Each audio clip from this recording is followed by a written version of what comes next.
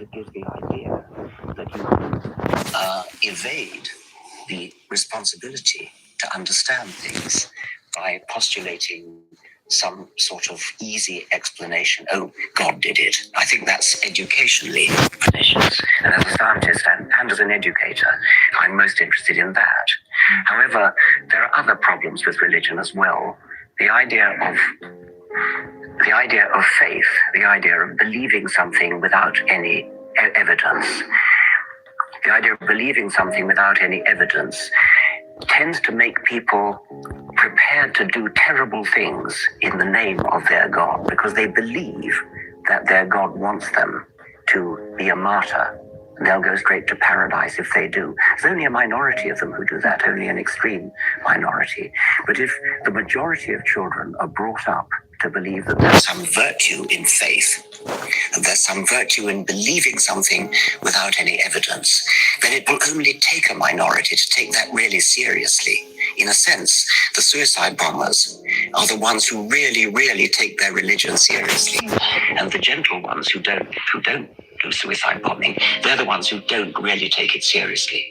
But as Sam Harris has said, these people really believe what they say they believe. And they believe it without evidence.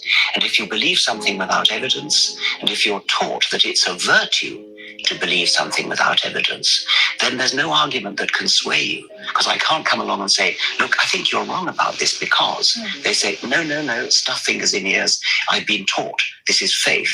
You can't touch my faith. Do you think there could be one sentence that could convince, let's say, a creationist to seriously doubt their theory? Ideally, if you could convince a believer in God to really doubt their belief, but that's too hard. Not sure about a sentence. I think perhaps the single most convincing fact, that observation that you could point to would be the pattern of resemblances that you see.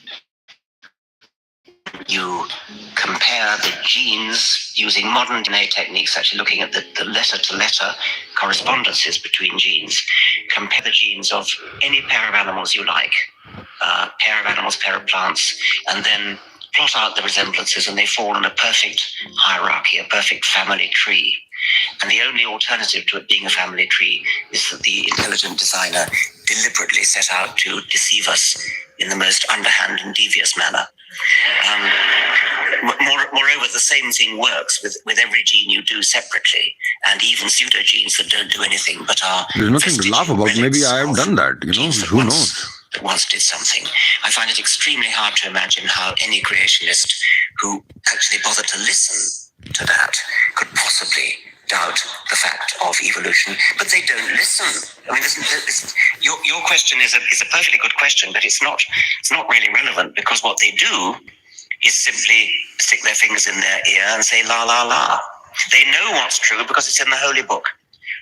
And that even, I mean, the most extreme case is the geologist Kurt Wise, who has a PhD in geology from Harvard, and said, if all the evidence in the universe pointed towards an old Earth, I would be the first to admit it, but I would still be a young Earth creationist, because that is what Holy Scripture teaches me. You cannot argue with a mind like that.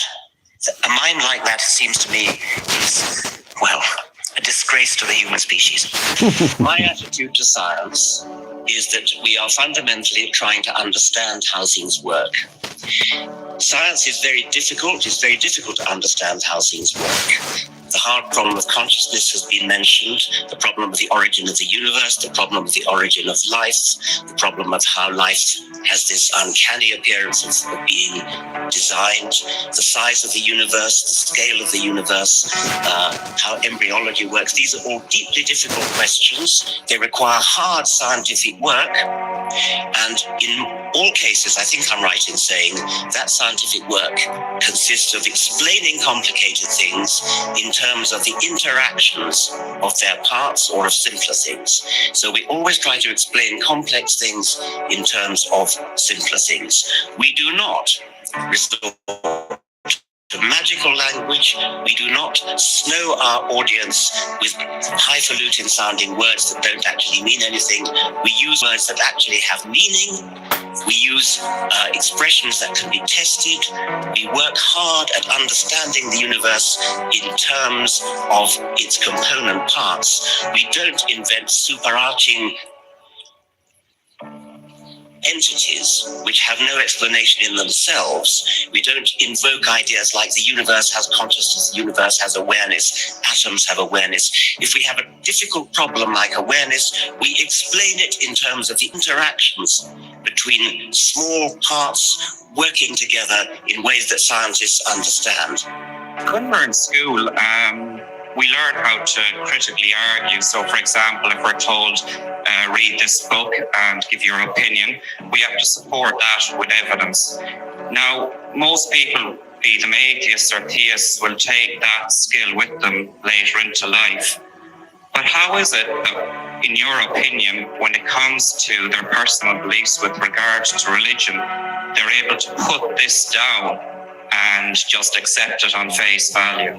It is remarkable, isn't it, that the sort of people who, in their everyday life, when they're planning a holiday, planning a journey, planning to go grocery shopping, or how to mend their car, use perfectly good logical reasoning, skeptical reasoning.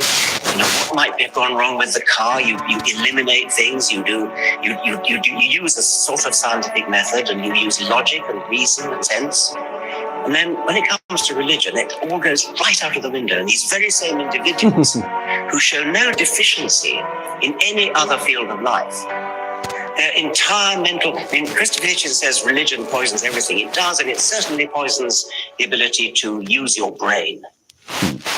If you have some kind of fundamental belief in something, some ideal, some political ideal, it might be Marxism, it might be National Socialism, it might be patriotism, it might be the honor of the emperor. There are other things than religion, but religion is a remarkably powerful one, because religion actually teaches that you don't have to justify your beliefs. They're just faith. They're just justified by themselves. And so I think if you're asking me, would the world be a better place without religion? I would unequivocally say yes. If you're asking me, would there be no fanatical fundamentalisms without religion? The answer is no, there would be, because we do have fundamental patriotism, fundamental Marxism, etc. I would just add to that the science of any one century is going to be superseded by the science of future centuries, such that if somebody from, say, the Middle Ages were to come, were to be brought back by a time machine to now, they would find mobile phones and computers and jet airplanes. They would be indistinguishable from magic. They would appear to be supernatural. So I am a materialist. I don't believe there is anything supernatural. But don't think of that as a denigration of the natural, because if you were to come back in 500 years' time, you wouldn't have seen nothing yet. The physics, the engineering, the biology of 500 years' time will be so far advanced over today's that we might well fall on our knees and worship it as supernatural, but it wouldn't be. It would be the evolved natural. I have experienced plenty of things which could be called transcendental. I've experienced the feeling of almost mystical wonder that I get when I look up at the stars, look up at the Milky Way, contemplate the galaxies receding from us, listen to a Schubert quintet, read a sonnet of Shakespeare. These are all things which only a human mind is capable of doing. So may I ask you, only a human mind is capable of doing that. The human mind is capable of doing those things because the human mind has been put together in the brain as a highly complicated organization that has evolved over some 4 billion years of evolution of nervous systems. It is a stunning achievement of evolution to put together the human brain that is capable of being moved by such things. I yield to no one in my capacity to be moved by what you call the transcendental. What I do not do, however, is to indulge in mystical nonsense about it being there before there were brains or the equivalent of brains. You've done debates all around the world. Have you ever had a clever or interesting argument from the other side? No.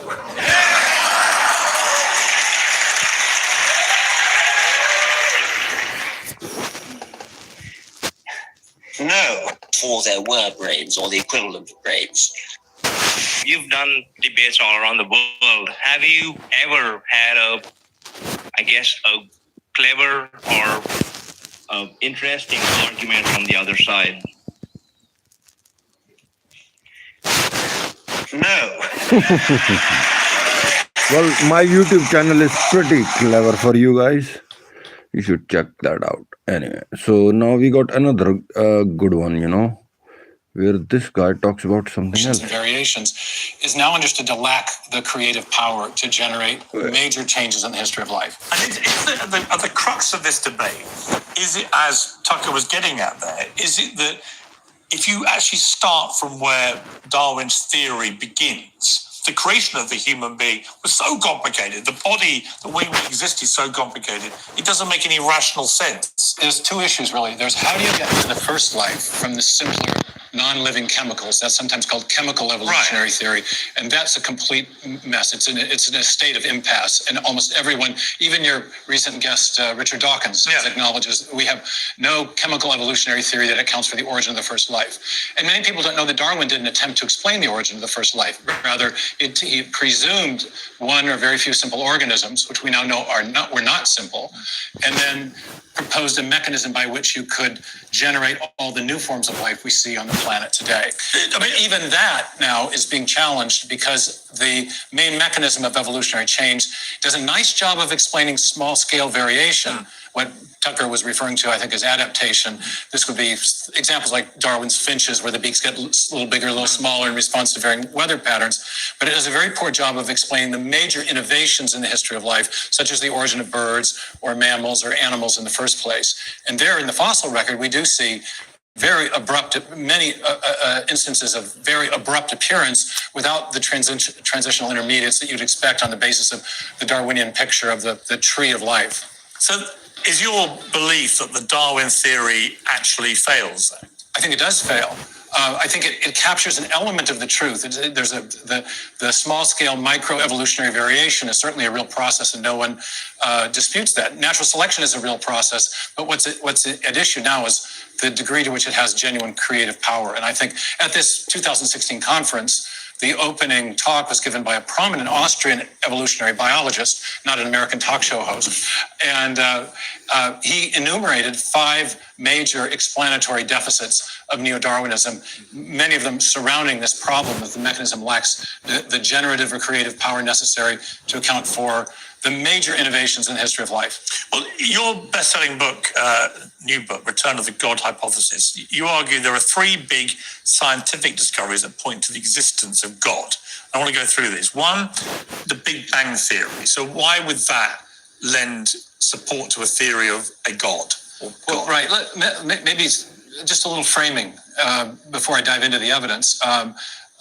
Professor Dawkins at Oxford has said that the universe has precisely the properties that we should expect if at bottom there is no purpose, no design, nothing but blind, pitiless indifference.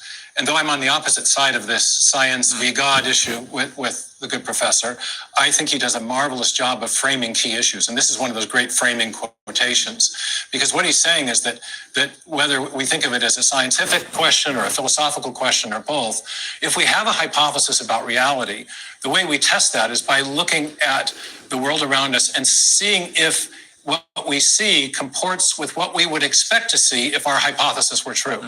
And his hypothesis is that of blind, pitiless indifference, which is a shorthand way of saying that everything came about by strictly undirected material processes.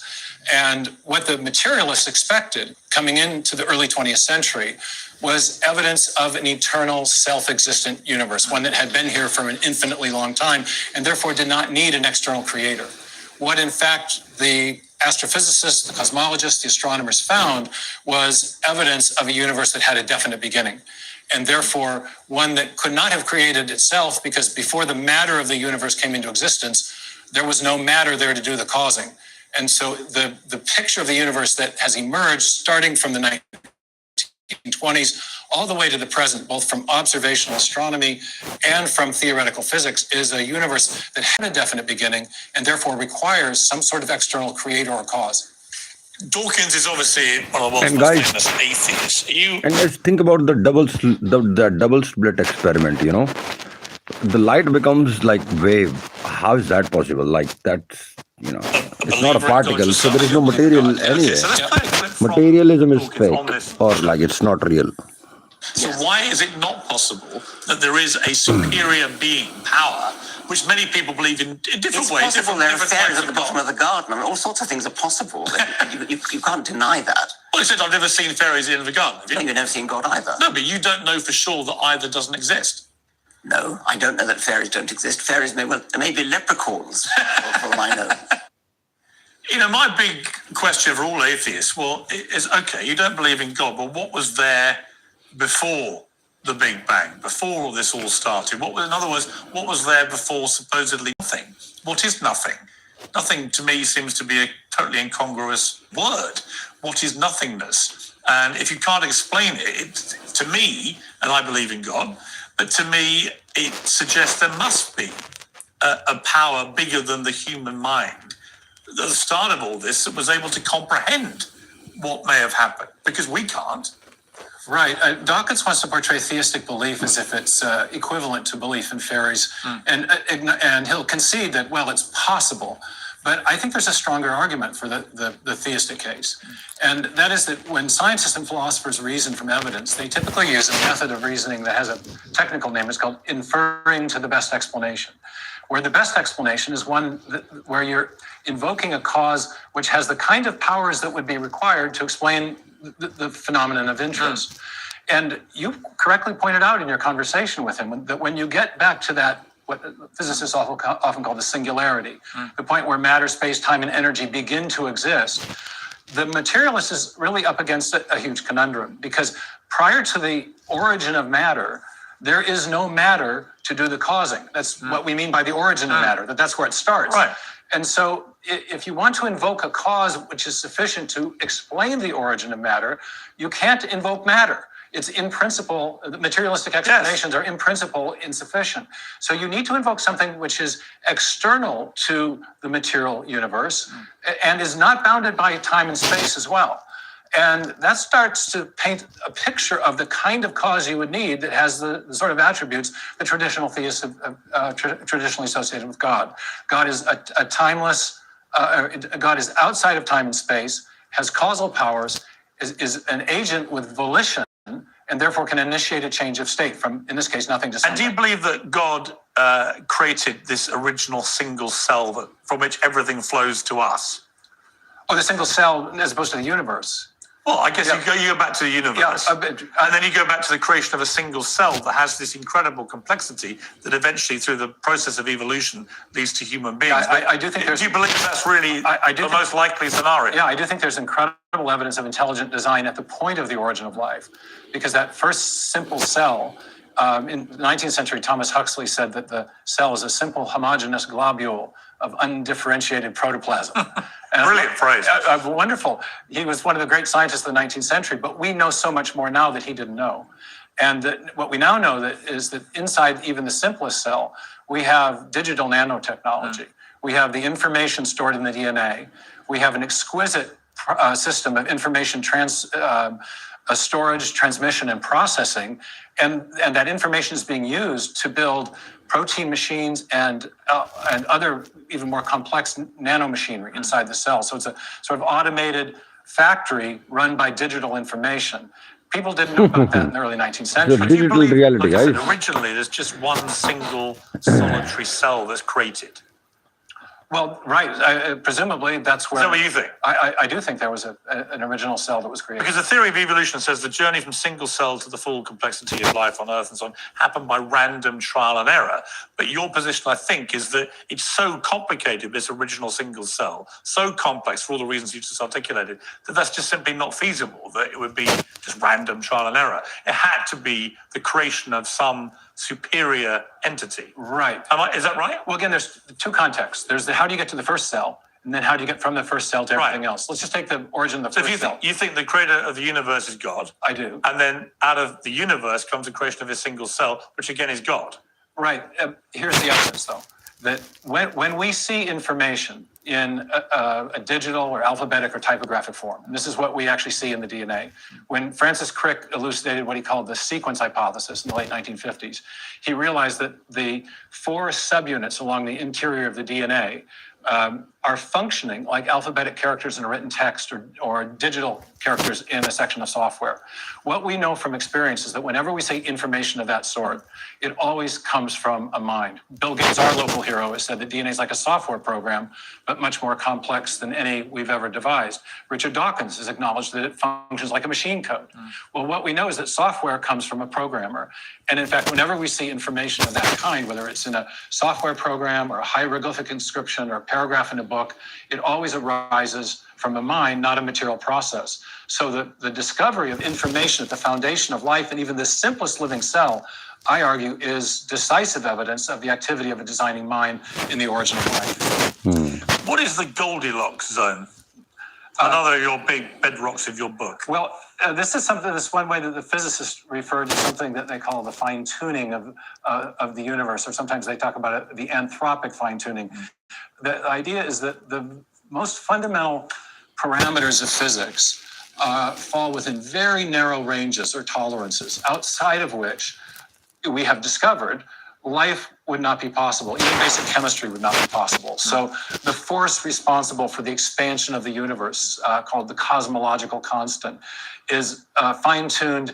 An accepted value is to 1 part in 10 to the 90th power. So a smidge faster or slower in that expansion, and you either get a heat death of the universe or you get a big crunch, a great black hole. In either case, life is not possible. That's just one of many parameters that fall within that kind of a sweet spot. So sometimes the physicists do talk about are living in a Goldilocks universe.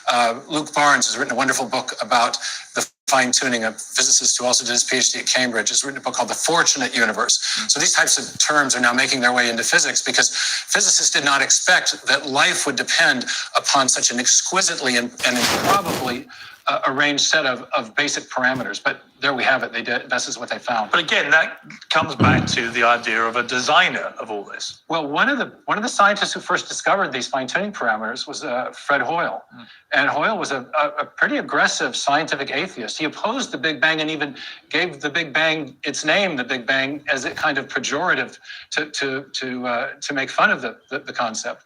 But after he discovered some of these fine-tuning parameters, he had a shift in his philosophical perspective, in his worldview. And he was later quoted as saying that a common sense interpretation of the data, the fine-tuning data, suggests that a super intellect has monkeyed with physics and chemistry to make life possible. And I would say I love the way the monkeys always make it into the origins discussion, even if it's in physics. Always goes back to monkeys. Always monkeys, either at a typewriter or something. Yeah. There are other scientific hypotheses that don't use God as an explanation for all this. One is the simulation matrix theory, which Elon Musk talks about, or the idea of a multiverse. And when I had Neil deGrasse Tyson on, the astrophysicist, he said this: what was there before the beginning of the universe? Everyone asks this question. What's the simple answer? Oh, I'm delighted I can respond to you.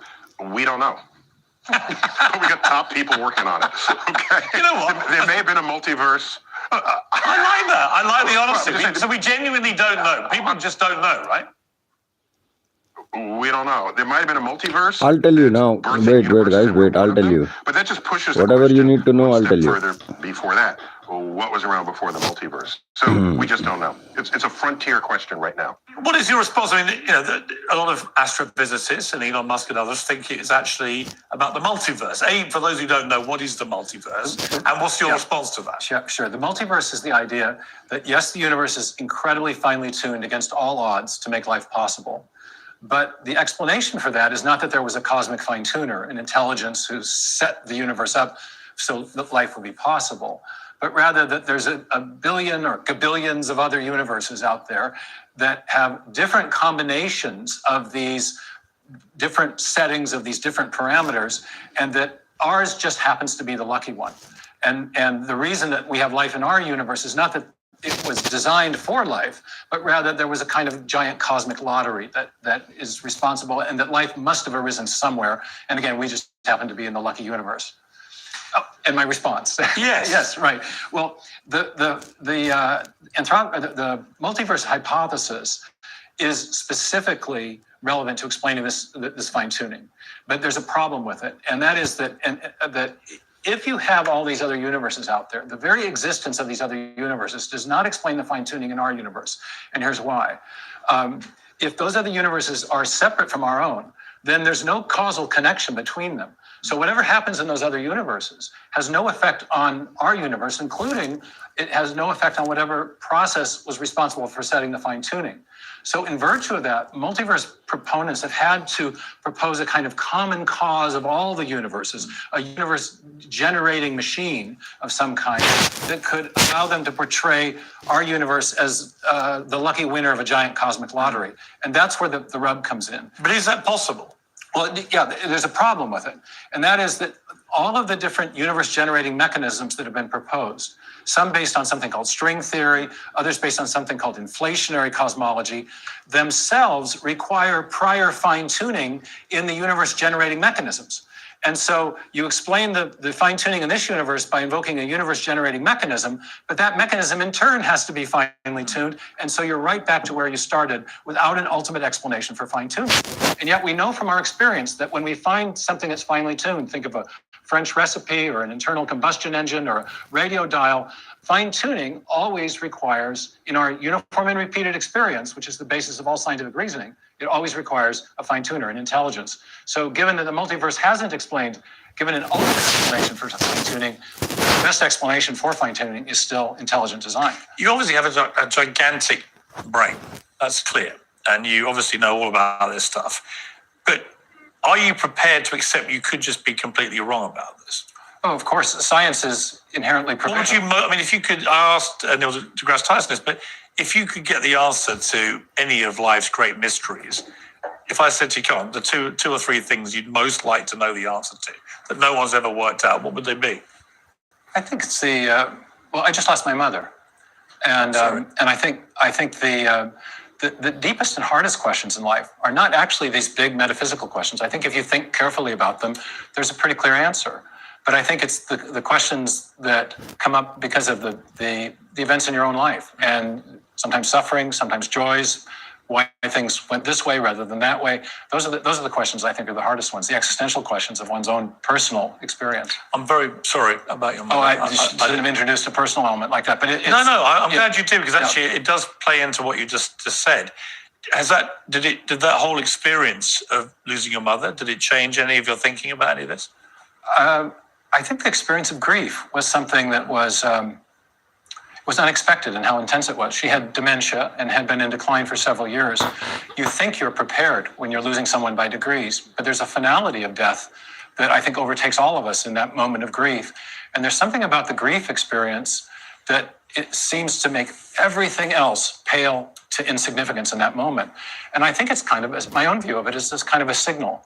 Like your conscience tells you what's right and wrong. I think grief is telling you about what's really important, and that in that instance, what was important is that we had lost a person of eternal value.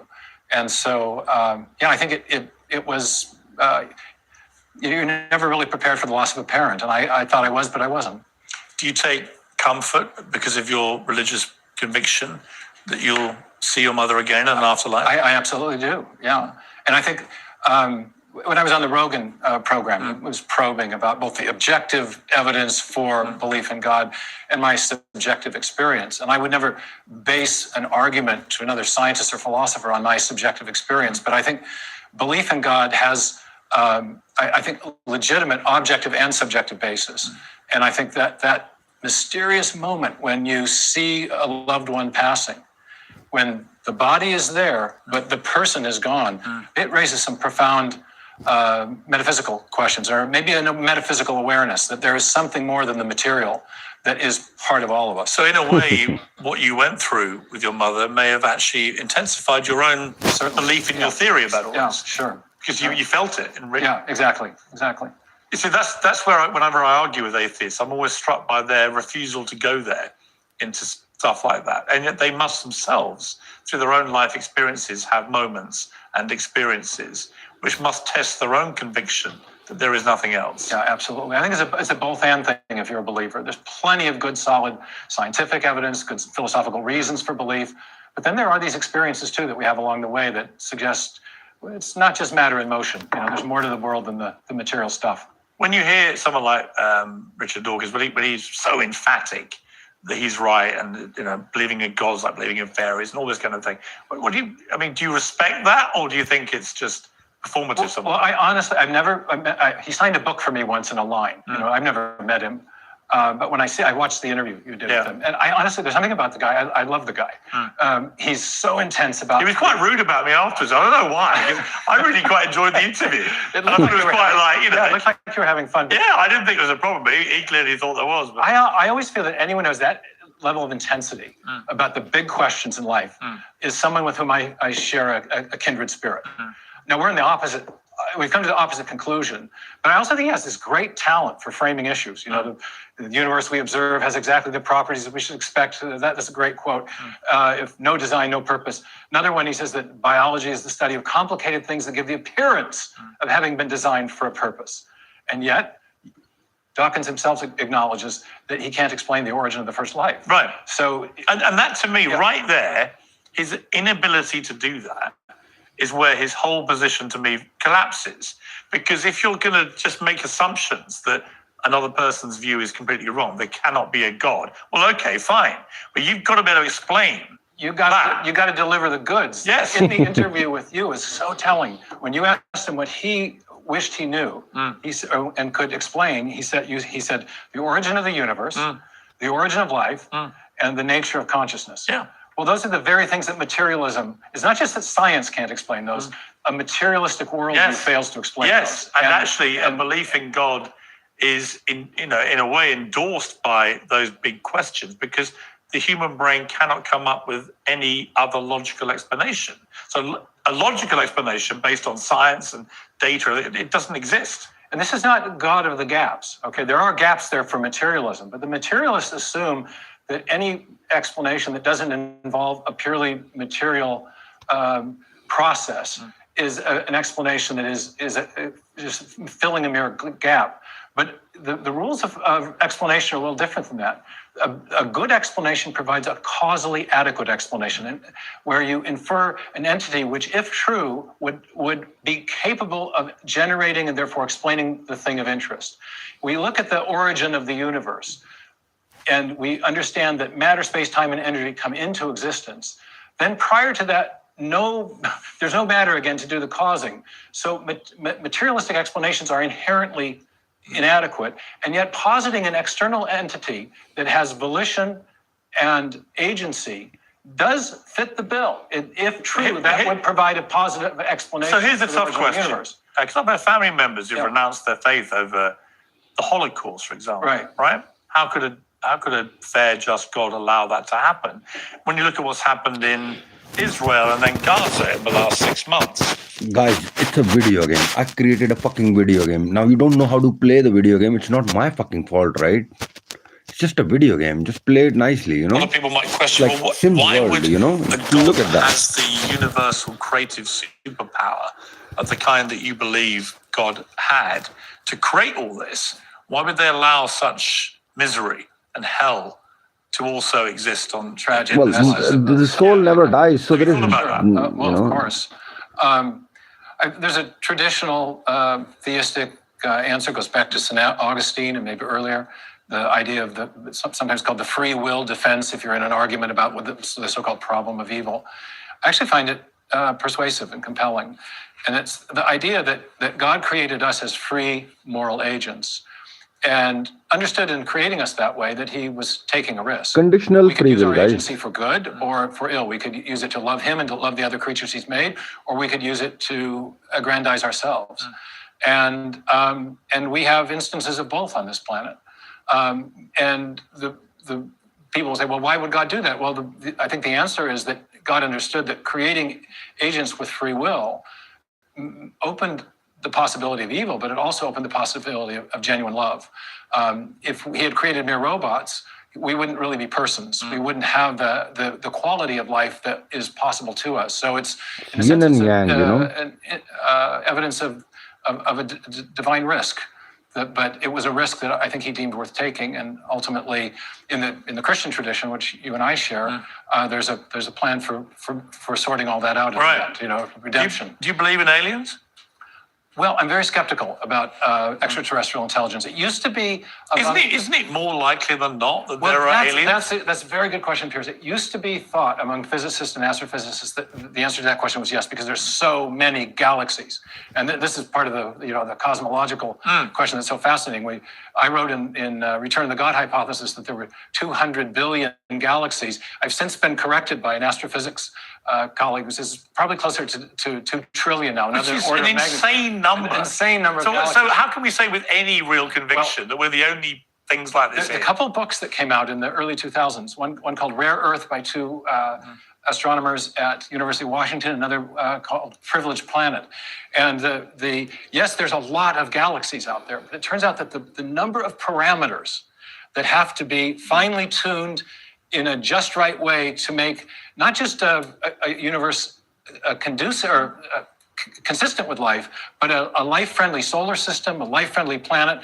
The number and improbability of getting all of those parameters right may actually dwarf the number of galaxies and planets out there. It's an open question, but it used to be thought a slam dunk, there must be life elsewhere. Now I think there's an argument both ways among the astrophysicists. But the truth is nobody knows. No, I'll tell you. Final question, what's the meaning of life?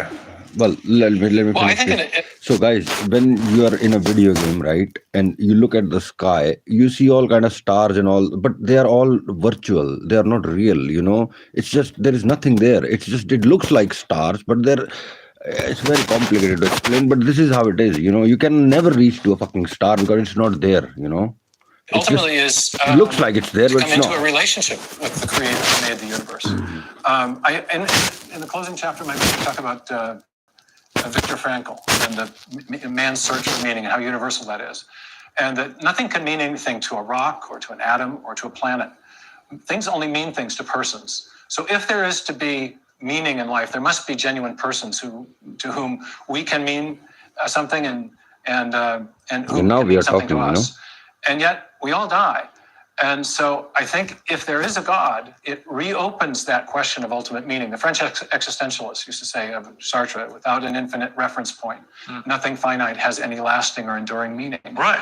But if there is an infinite reference point, and that infinite reference point is personal, that is to say, if the universe was created by a personal agent who wants to know us, then the possibility of enduring meaning is again on the table.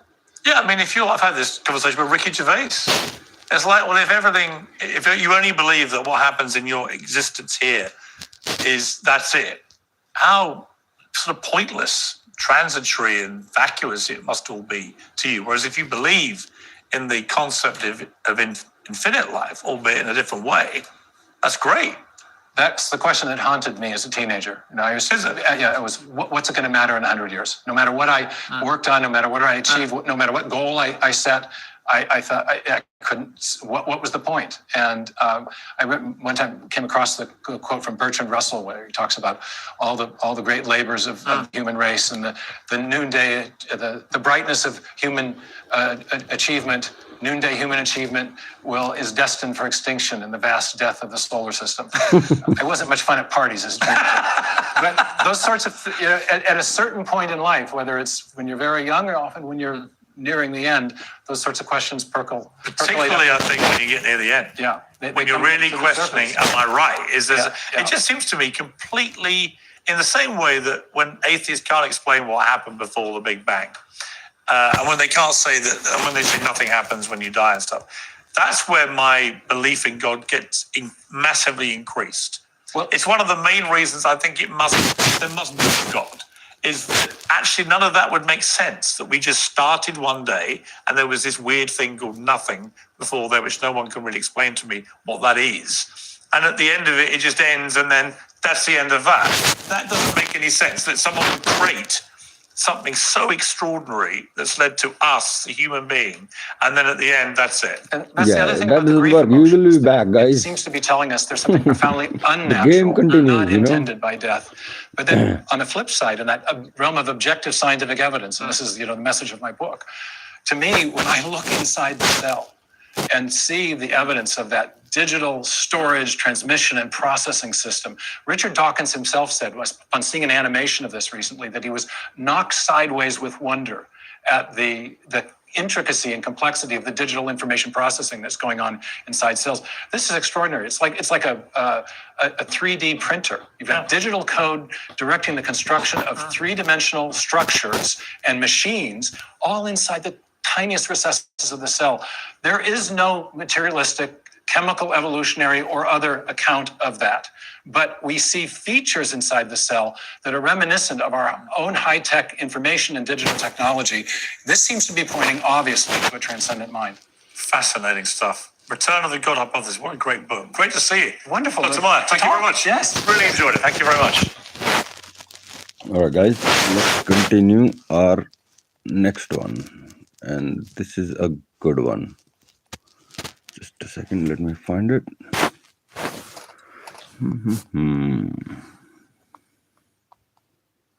Yeah. So, well, that's a very long one, but basically, I'll just do 5-10 minutes and then we go from there. Because I have to show you something else. What is mind, or what is consciousness? But I think in your case, as a nuclear physicist and with a diverse body of knowledge and work, my question to you is, Thomas, what is matter? Well, that's just as easy. But once you understand consciousness, what matter is much simpler. I'll answer both of those. Matter is information.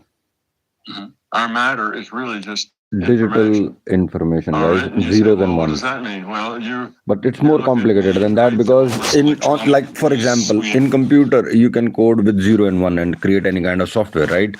On this planet you have 0, 1, 2, 3, 4, 5, 6, 7, 8, 9, and that is the code of this universe. All right. Here and now next. You see this flesh body. It looks like matter, doesn't it?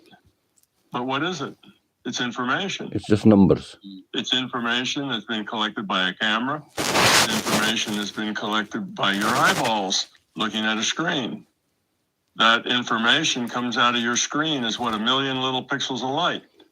Each one of those pixels has a position, a brightness, and a color and an intensity. That's it. So you got 3 parameters on each of the pixels. And you look at this 1 million dots of light and you say, oh, there's Thomas sitting across from me. And look, he has flowers in the background and this and that. You see all that, but all it is information. Okay, so matter is information. We get that information through our 5 senses. If you didn't have your 5 senses, if you couldn't see, couldn't hear, couldn't smell, couldn't taste, couldn't feel, what would you be aware of? Where would the matter be? There wouldn't be any, would there? It's gone. You cut off your information sources and you can't experience matter. So matter is an experience, and it's experience based on information. And besides, the definition of consciousness, which is what you would have asked somebody else, that's so easy that let me tell you that too. Consciousness is awareness with a choice. And what is awareness? Awareness is conditional free will, guys. It's based on getting input, right? You're aware of something. How are you aware of it? Well, you're aware of it because you have sensors that gather the information about it. So the awareness, part of a information system, if you will, has input. You're aware of the input.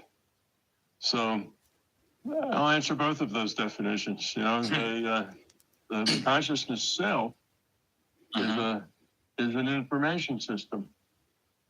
It gets inputs, and it looks at those inputs, it assesses them, it interprets them, and then it interprets that data into information. And that information isn't necessarily exactly what the data says. It's the interpretation that the consciousness makes of that data. See, when you look at data that's coming across the screen, the only reason that you can say, oh, that's purple flowers and Tom's wearing a blue polo shirt and so on, is because you've seen flowers, you've seen shirts, you've seen human beings. Because you've seen those things before, you go in and do a pattern match. Oh, that's Tom. He's a human being. Looks like he's male. He's got white hair and a blue shirt. You see, because you've seen people with hair and shirts and things. So you go pattern match that, and that's what it is. It's all about information. And you interpret that information based on your own experience base. If you had never seen anything, had never seen a shirt or flowers, you'd look at this and you wouldn't know what it was. You might not see anything. You might just say it's just a bunch of scribble stuff. I don't know what it is. It doesn't mean anything to me. So it only means something to you in as much as you interpret it.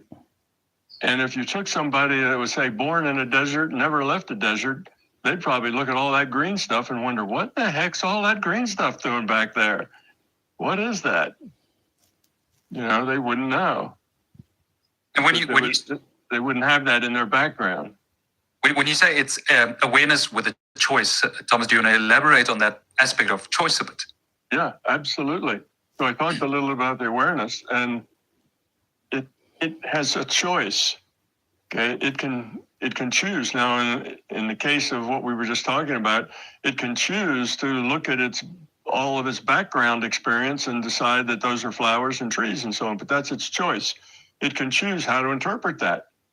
It might interpret it differently, but it has the choice of how or even whether to interpret it or not. So its consciousness is an awareness, okay? And it's aware of itself and its surroundings. And it gets information, it interprets that information, and it can choose whether to interpret or even whether to accept that information. It can turn it off. It can close its eyes, so to speak. So it doesn't get that information coming through the eyes. So it has choices about what to do with that information, what to turn it into, what to decide it is. Limited free will. That's what you say. Come up with something different about it than you and I would, just because they have a different background. Well, then that's their choices. That's how they choose to see it. That's how they choose to interpret it. You know, art's like that. You know, you have a painting, particularly if it's abstract. Everybody looks at it and gets something different out of it because it's the feeling you get from the art. And everybody's feeling is different. But that's just another from their past choice. Experiences.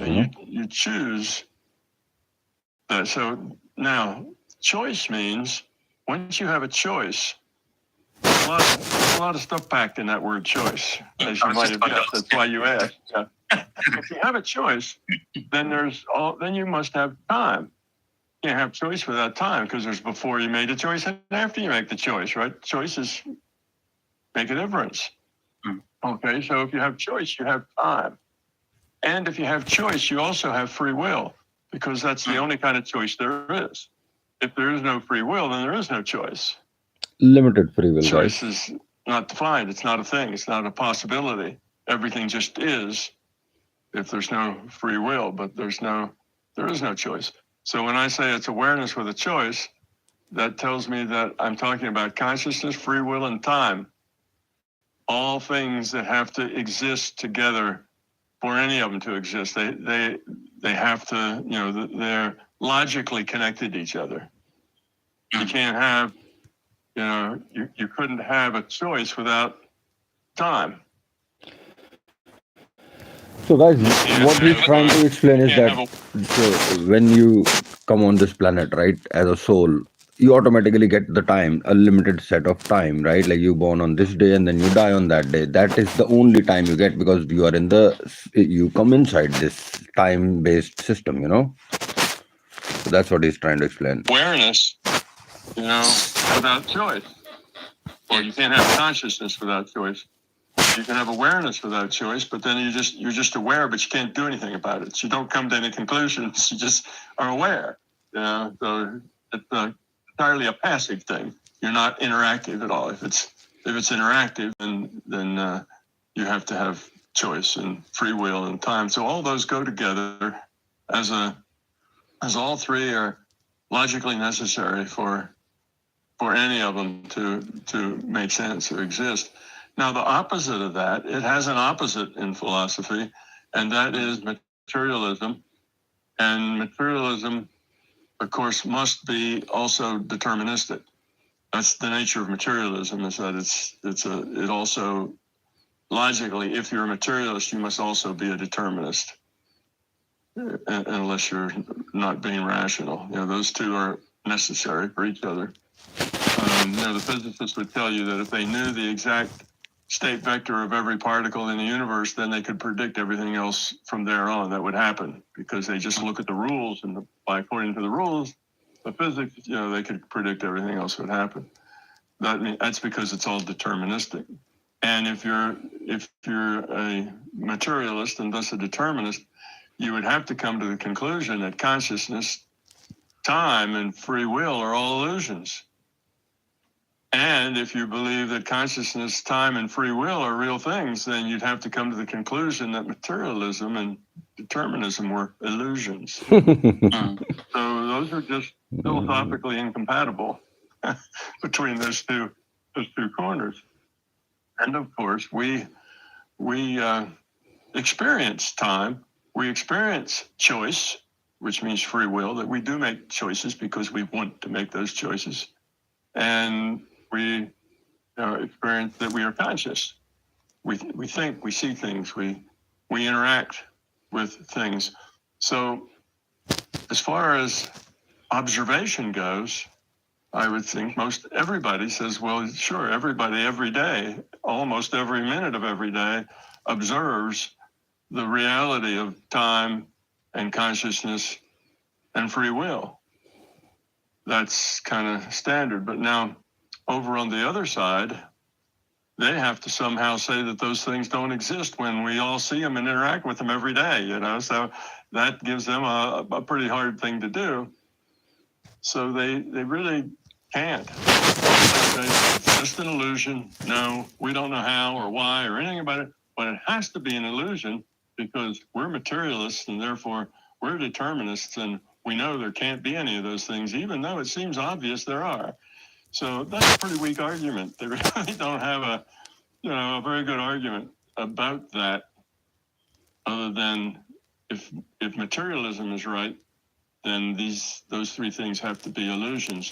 And science has a very deep and abiding belief in materialism. It's a belief, just like any belief. It doesn't happen to be true, but it's a belief that's very deeply held by most scientists, actually, not just scientists, but most people in our culture. It's a belief that's inherent in what I would call Western culture. I think it's important to acknowledge that, because as someone who's firmly grounded in a very materialist perception of reality, I think it's easy to also see how scientism can easily grasp someone and hold them very tightly with that belief system. And many scientists are often blinded by this belief system, thinking that, okay, they're gathering information using this tool, this wonderful tool that is science, but not realizing the normative application of their own values, belief systems within this system. And they become very blinded to this. How do you feel this has happened throughout the years? Oh, well, some of it's historical, and that is that before there was science as science, before that was really a thing, there was religion. And the religious belief, just like any belief system, it grows till it gets very dogmatic. And when it gets very dogmatic, then if you don't believe it, then obviously you're wrong, and maybe you even need to be gotten rid of, because you're a heretic. So that was the pressure. The high priests of, I don't know what we call it, culture. ये तो इनका चलता रहेगा. हम अपना ये देखते हैं इसकी ये सृष्टि की रचना कैसे हुई अकॉर्डिंग टू आवर सनातन धर्म, right? Because that would give you a better understanding कि वेदों में क्या कहा गया है. एक सेकंड गाइस, कोई वो मिले ढंग का reference, then I will check. Just a second guys.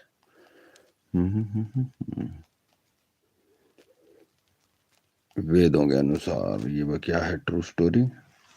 तो आइए अब बात करते हैं आज के आध्यात्मिक मुद्दे पर. आज हम जानेंगे कि एक सेकंड गाइस.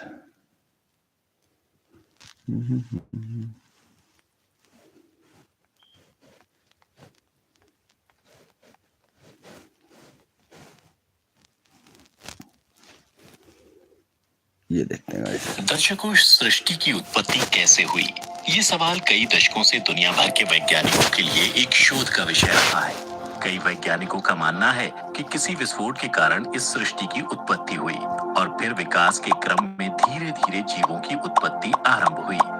परंतु हिंदू धर्म ग्रंथों की माने तो इस सृष्टि की रचना परमपिता ब्रह्मा जी ने अपने हाथों से की है, जिसका वर्णन विष्णु पुराण, नारद पुराण सहित कई पुराणों और वेदों में किया गया है. और यही कारण है कि परमपिता ब्रह्मा को सृष्टि का रचयिता भी कहा जाता है. परंतु इस वीडियो में हम आपको बताने जा रहे हैं कि शिव पुराण सृष्टि की रचना के संबंध में क्या कहता है. तो चलिए बिना किसी देरी के आज की ये कथा शुरू करते हैं. नमस्कार दर्शकों, द डिवाइन टेल्स पर आपका स्वागत है. शिव पुराण के रुद्र संहिता में इस बात का वर्णन किया गया है कि जब नारद जी ने परमपिता ब्रह्मा से सृष्टि की उत्पत्ति के बारे में पूछा तो ब्रह्मा जी ने कहा कि देवर्षि, जैसा कि आप जानते हैं कि मेरी उत्पत्ति श्री हरि के नाभि कमल से हुई है. जब मेरी उत्पत्ति हुई तो देवों के देव महादेव ने मुझसे सृष्टि रचना का आदेश दिया और वे अंतर्धान हो गए. उसके बाद मैं उनकी आज्ञा का पालन करने के लिए ध्यान मग्न हो कर्तव्य का विचार करने लगा और फिर भगवान शंकर को नमस्कार करके श्री हरि से ज्ञान पाकर परमानंद की प्राप्ति कर मैंने सृष्टि की रचना करने का निश्चय किया. उसके पश्चात मैंने सृष्टि की रचना की इच्छा से भगवान शिव और उनका स्मरण करके पहले उनके द्वारा रचे हुए जल में अपनी अंजलि डालकर जल को ऊपर की ओर उछाला. इससे वहां एक अंड प्रकट हुआ जिसे 24 तत्वों का समूह कहा जाता है. हे मुनिश्रेष्ठ, वह विराट आकार वाला अंड जड़ रूप ही था. उसमें चेतनता ना देखकर मुझे बड़ा संशय हुआ और मैं अत्यंत कठोर तप करने लगा. इस तरह 12 वर्षों तक भगवान विष्णु के चिंतन में लगा रहा. उसके बाद भगवान श्री हरि स्वयं प्रकट हुए और बड़े प्रेम से मेरे अंगों का स्पर्श करते हुए मुझसे प्रसन्नता पूर्वक बोले, हे ब्रह्म, तुम वर मांगो, मैं तुम्हारी तपस्या से अति प्रसन्न हूँ. मुझे तुम्हारे लिए कुछ भी अदेय नहीं है. भगवान शिव की कृपा से मैं सब कुछ देने में समर्थ हूँ. यह सुन मैंने भगवान श्री हरि से कहा, हे प्रभु, आपने जो मुझ पर कृपा की है वह सर्वथा उचित ही है, क्योंकि भगवान शंकर ने मुझे आपके हाथों में सौंप दिया है. विष्णु, आपको नमस्कार है. आज मैं आपसे जो कुछ मांगता हूँ उसे दीजिए. प्रभु, यह विराट रूप 24 तत्वों से बना हुआ अंड में किसी तरह का चेतन नहीं हो रहा है, जड़ीभूत दिखाई देता है. हे नारायण, इस समय आप भगवान शिव की कृपा से यहाँ प्रकट हुए हैं, अतः शंकर की सृष्टि शक्ति या विभूति से प्राप्त हुए इस अंड में चेतनता लाइए. मेरे ऐसा कहने पर शिव की आज्ञा में तत्पर रहने वाले महाविष्णु ने अनंत रूप का आश्रय ले उस अंड में प्रवेश किया. उस समय उन परम पुरुष के सहस्त्रों मस्तक, सहस्त्रों नेत्र और सहस्त्रों पैर थे. उन्होंने भूमि को सब ओर से घेर कर उस अंड को व्याप्त कर लिया. मेरे द्वारा भली भांति स्तुति की जाने पर जब श्री विष्णु ने उस अंड में प्रवेश किया था तब वह 24 तत्वों का विकार रूप अंड सचेतन हो गया. पाताल से लेकर सत्यलोक तक की अवधि वाले उस अंड के रूप में वहां साक्षात श्री हरि ही विराजने लगे। उस विराट अंड में व्यापक होने से वे प्रभु वेराज पुरुष कहलाए। प्रसन्न मुख महादेव ने न केवल अपने रहने के लिए सुगम्य कैलाश नगर का निर्माण किया, जो सब लोगों से ऊपर सुशोभित होता है। देवर्षि, संपूर्ण ब्रह्मांड का नाश हो जाने पर भी वैकुंठ और कैलाश इन दो धामों का कभी नाश नहीं होता।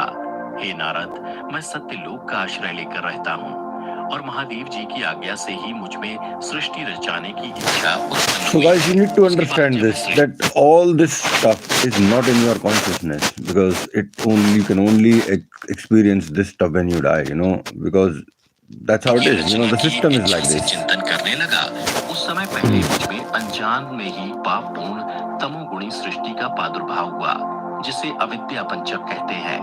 तदनंतर प्रसन्न चित्त होकर शंभु की आज्ञा से मैं पुनः अनासक्त भाव से सृष्टि का चिंतन करने लगा। उस समय मेरे द्वारा स्थावर संज्ञक वृक्ष आदि की सृष्टि हुई, जिसे मुख्य सर्ग कहते हैं। यह पहला सर्ग है। वह अपने लिए पुरुषार्थ का साधक नहीं है। यह जानकर सृष्टि की इच्छा वाले मुझ ब्रह्मा से दूसरा सर्ग प्रकट हुआ, जो दुख से भरा हुआ है। उसका नाम है त्रियक श्रोता। वह सर्ग भी पुरुषार्थ साधक नहीं था।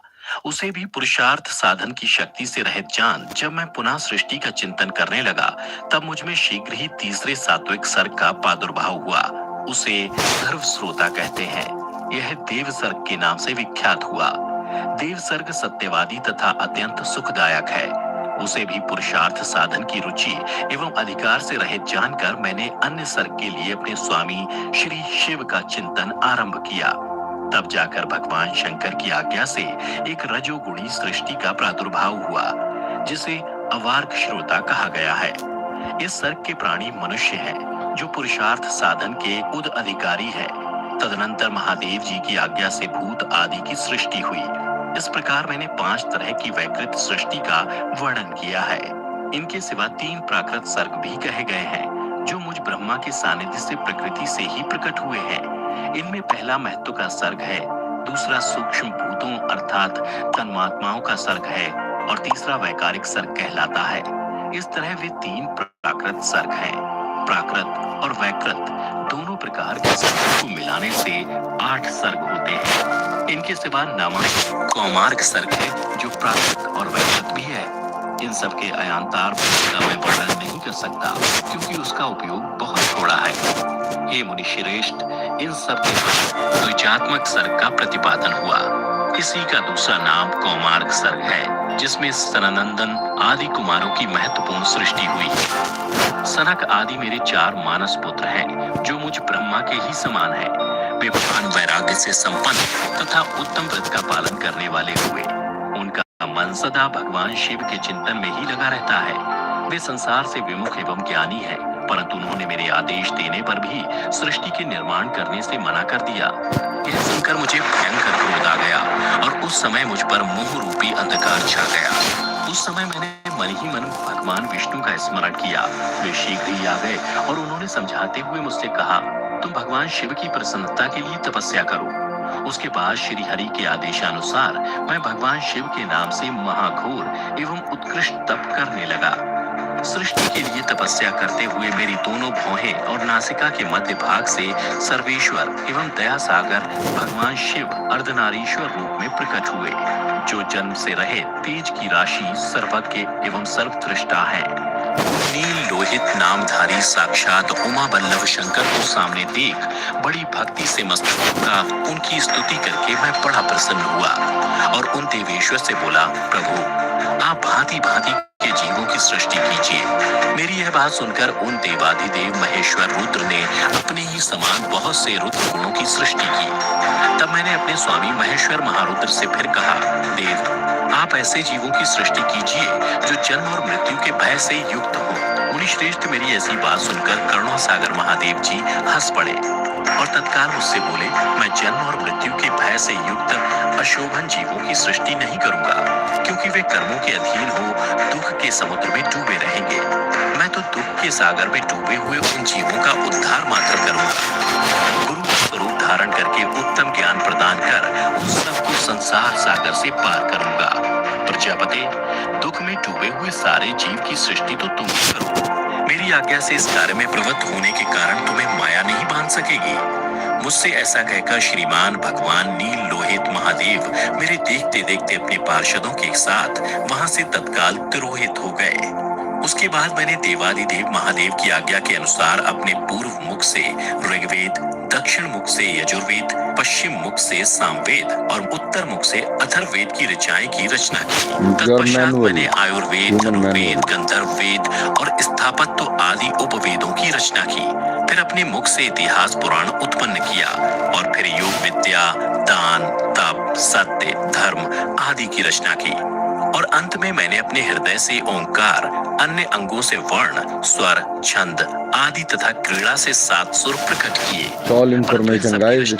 जब मुझे लगा कि मेरी सृष्टि में वृद्धि नहीं हो रही, तो मैंने अपने शरीर को 2 भागों में विभक्त कर दिया, जिनका नाम का और या यानी काया हुए।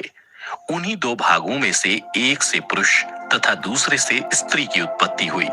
पुरुष का नाम मनु और स्त्री का नाम शतरूपा था। मनु और शतरूपा ने मानव संसार की शुरुआत की। तो दर्शकों, अब तो आप जान ही गए होंगे कि इस सृष्टि की उत्पत्ति कैसे हुई। अगर जान ही गए हैं तो अपने तक सीमित ना रखें, बल्कि अपने दोस्तों और रिश्तेदारों के साथ भी शेयर करें। Look at this now. अपने अंगों से You see this? उसके बाद मैंने देवादिदेव महादेव की आज्ञा के अनुसार अपने पूर्व मुख से ऋग्वेद, दक्षिण मुख से before this, गुरु का देखते देखते वेद, दक्षिण मुख से यजुर्वेद, पश्चिम मुख से सामवेद और उत्तर मुख से अथर्ववेद की ऋचाएं की रचना की। तत्पश्चात मैंने आयुर्वेद, धनुर्वेद, गंधर्व वेद और स्थापत्य आदि उपवेदों की रचना की। फिर अपने मुख से इतिहास पुराण उत्पन्न किया और फिर योग विद्या, दान, तप, सत्य, धर्म आदि की रचना की। This is all morality or whatever the problem today the world face, because we are not using these things, you know, dan, tap, satya, dharma and all.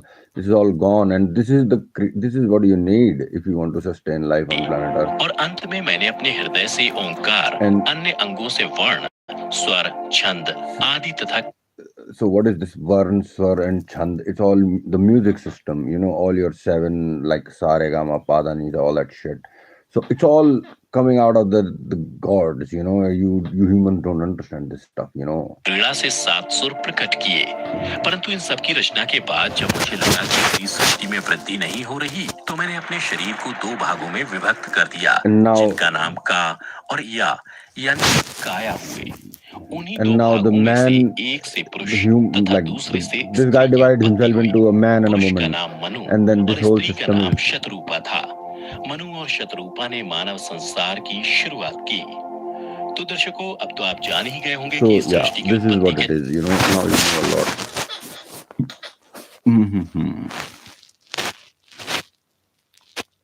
All right, guys. So I think we are done. I'll leave it this one here. And now you know that God is not a delusion. And now you know we are in a virtual reality. Goodbye, guys.